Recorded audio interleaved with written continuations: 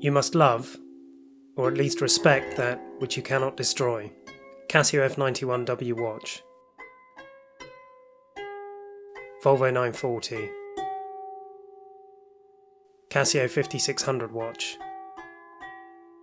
Land Rover series. Leatherman multi-tool. Le Creuset pan. LL Bean shirt. Honda Cub 90.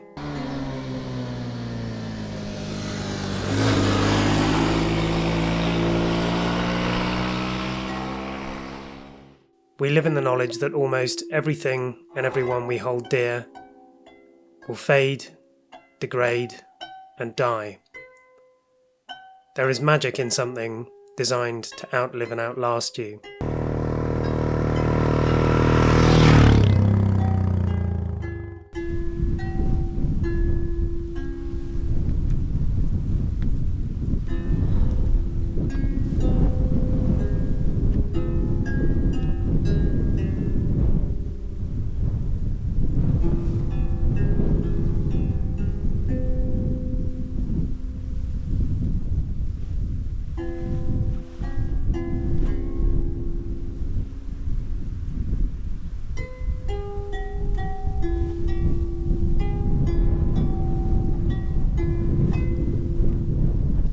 Right then, after that somewhat peculiar intro, let me explain myself. Right, here's how it is. Whilst, yes, the Honda Cub is an incredible bastion of robustness, used the world over for doing extraordinary feats of daring do when it probably shouldn't, there is a limit to everything. And I'm reminded of, and that's the reason I included Casio watches so much in the intro. When I was at university, I used to buy and then sometime later sell Casio watches, particularly G-Shocks. And Casio used to do these amazing, what they call tough tests of their watches to show how robust and durable they were. And people used to say, oh, you know, I do a really roughy-tufty job, I'm really kicking the snot out of my watch. And there was one guy that actually did it.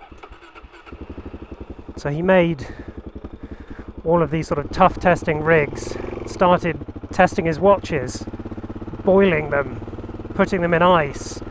And then there was one test he did, and as soon as he started doing it, and I wish I could find the video but I can't, as soon as he started doing it, I thought, that's shot.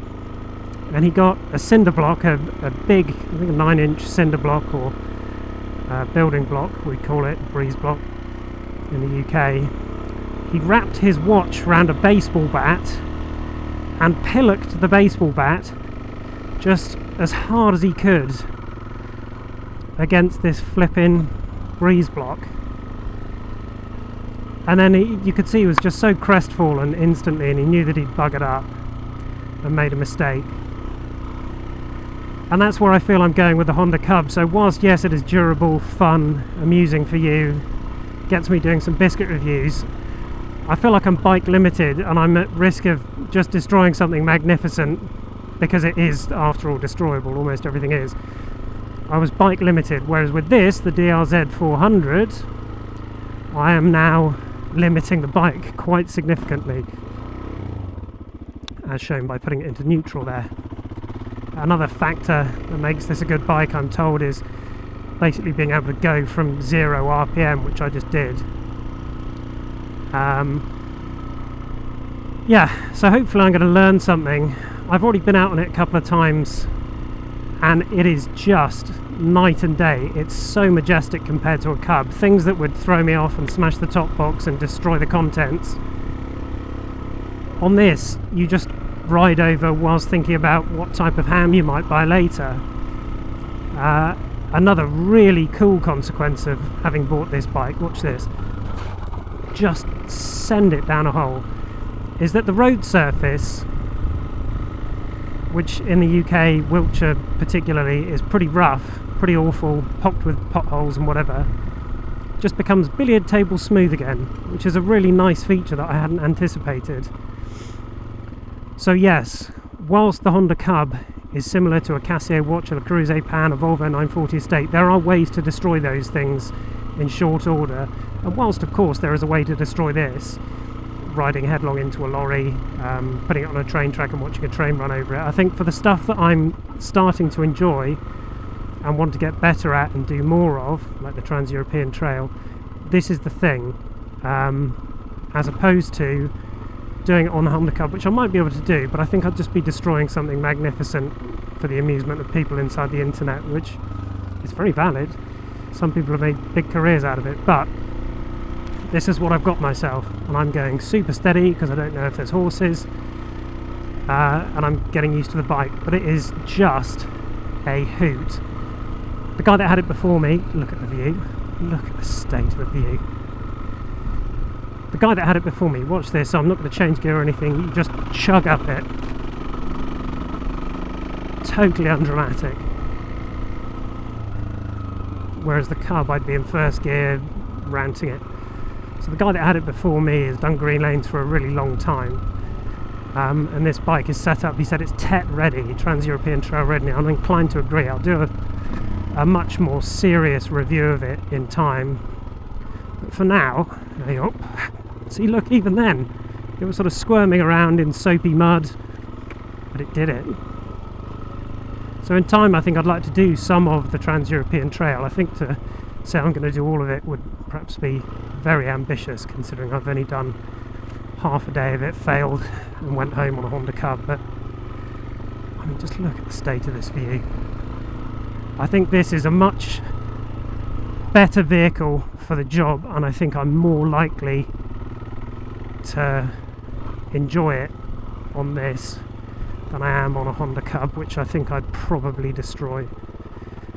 This has got, what, 8 times the power of my blue Honda Cub.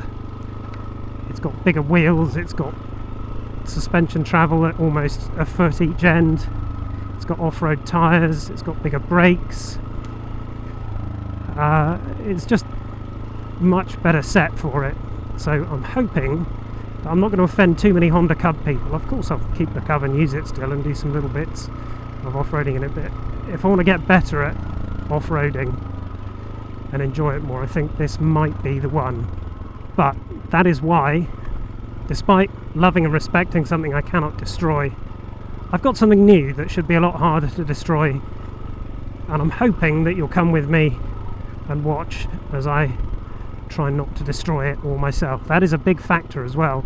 Now that I've got a bike that is just ultra capable, I'm very aware that I've got things like shoulder joints and knee joints that could be absolutely destroyed in a fraction of a second if I get things wrong because I'm riding too fast and above my ability. So for now I'll just do some trundling about, but even trundling on this is like flat out on the Cub. I mean, I suppose I could give it a little blip. There you go. So it is most capable. Anyway, back to the ranch and I'll finish this video up. The next video I'll do will be a Tim Tam review on this guy on the Trans-European Trail, a redemption video, and we'll take it from there. Right, first things first, if you thought any of that intro bit was serious, I'm afraid you're sorely mistaken.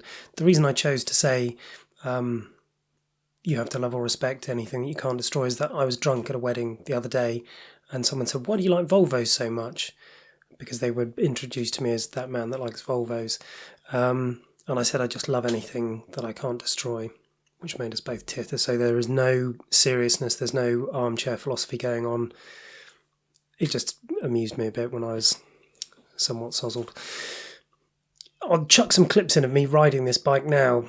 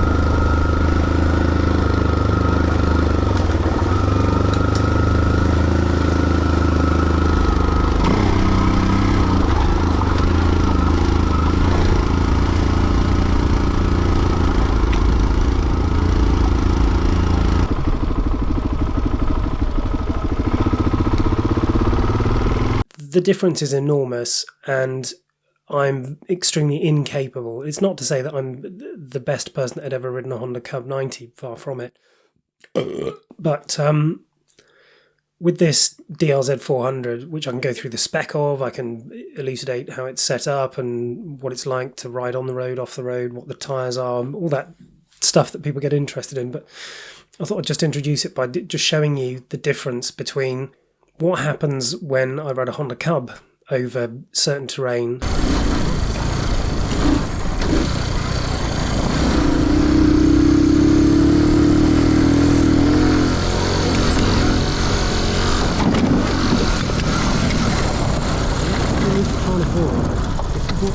Loses you all of your shit. Literally everything that's come out has flown everywhere. And what happens when you ride a DRZ over the same terrain?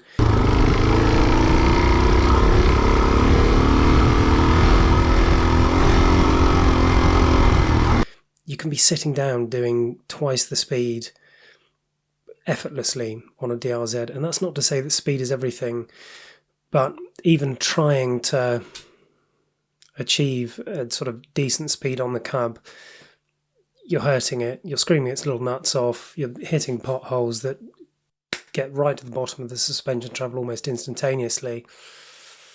So you're banging the rims and hurting tyres and all sorts of stuff that the Honda Cub doesn't deserve. It's extremely robust, provided it's used within certain parameters, which are very broad.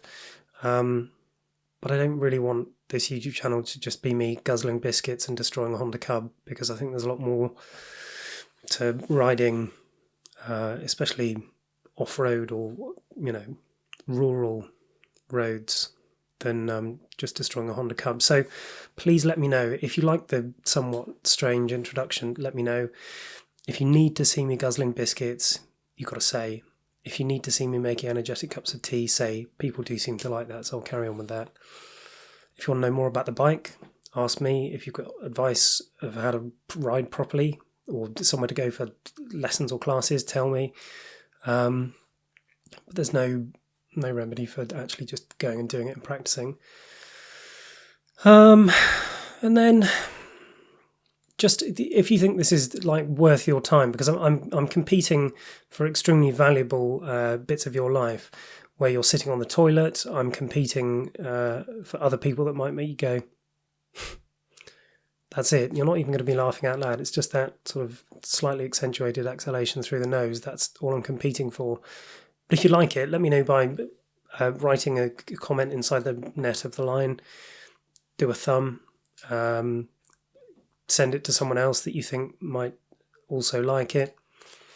Just let me know what you want more of, because I'll only know if you say. And tomorrow I'll go and eat some Tim Tams on the T.E.T. A tit on the T.E.T. eating Tim Tams. That's the title.